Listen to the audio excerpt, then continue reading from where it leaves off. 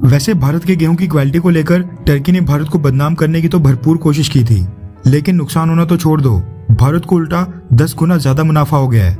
दरअसल भारतीय सरकार ने 13 मई को गेहूं के एक्सपोर्ट के ऊपर बैन लगा दिया था, जिसके बाद भारत के गेहूं को बस गिने चुने देशों को बेचा जा रहा है, वो भी भारतीय सरकार की परमिशन के साथ। लेकिन बीच में खबर आई कि टर्की ने भारत के गेहूं की क्वालिटी के ऊपर सवाल उठाते हुए भारत के गेहूं की शिपमेंट को रिजेक्ट कर दिया है। उसके बाद कई सारे एक्सपर्ट्स को लग रहा था कि बड़ी मुश्किल से तो भारतीय गेहूं के एक्सपोर्ट अभी शुरू हुए थे, लेकिन अब टर्की के कारण विदेशों से भारत को गेहूं के ऑर्डर आना बंद हो जाएंगे। मगर अब खबर निकल कर आ रही है कि विदेशी ट्रेडर्स भारत के गेहूं का डबल प्राइस चुकता करके भारत से गेहूं लगातार परचेज कर रहे हैं। ये तो हमको पता है कि जब विदेशी ट्रेडर्स भारत से गेहूं परचेज करते हैं तो ये गेहूं उनके देशों में जाकर अलग अलग मिल्स में पीसा जाता है और पूरे मिलिंग प्रोसेस के बाद गेहूं के दानों को पाउडर फॉर्म यानी आटे में कन्वर्ट किया जाता है। गेहूं के दाने यानी रॉ फॉर्म में तो गेहूं को कोई कंज्यूम नहीं कर सकता है, यानी कोई खा नहीं सकता है, इसलिए मिल्स में पहले ये गेहूं आटे की फॉर्म में कन्वर्ट किया जाता है और फिर वो आटा वहां से आम लोगों के घरों, होटल्स, रेस्टोरेंट और खाने पीने की आइटम्स जैसे कि ब्रेड,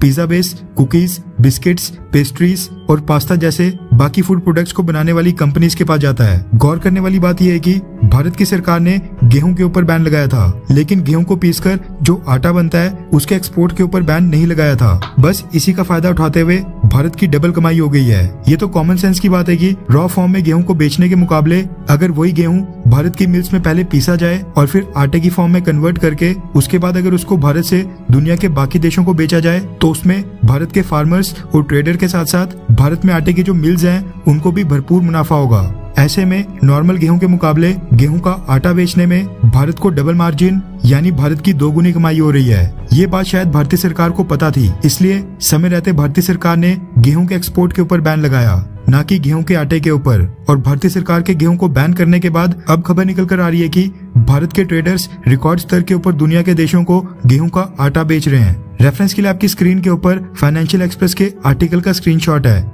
जिसके मुताबिक वीट के बैन के बाद वीट फ्लोर यानी गेहूं के आटे के एक्सपोर्ट्स में रिकॉर्ड वृद्धि देखी जा रही है। आमतौर पर साल के इस महीने में भारत हर साल 6 से 8,000 टन गेहूं का आटा एक्सपोर्ट किया करता था, लेकिन जब से भारतीय सरकार ने वीट एक्सपोर्ट के ऊपर बैन लगाया है यानी 13 मई के बाद से अब तक 25 दिनों के अंदर ही 60 से 70,000 टन गेहूं का आटा एक्सपोर्ट किया जा चुका है। महीने के हिसाब से देखा जाए तो 10 से 12 गुना ज्यादा वृद्धि हुई है। जो देश भारत से पहले गेहूं परचेज कर रहे थे वह मजबूरी के कारण गेहूं का आटा परचेज कर रहे हैं, क्योंकि गेहूं को खरीदकर उन्होंने भी तो अपने देशों में अपनी मिल्स में उसको पिसवाना ही था। कर्नाटका के फ्लोर मिलर ने इस बात की जानकारी देते हुए कहा कि पिछले 10 दिनों में तो रिकॉर्ड स्तर के ऊपर विदेशों को आटा एक्सपोर्ट हुआ है, यानी आगे आने वाले दिनों में गेहूं के आटे के एक्सपोर्ट में और भी ज्यादा वृद्धि देखने को मिलेगी।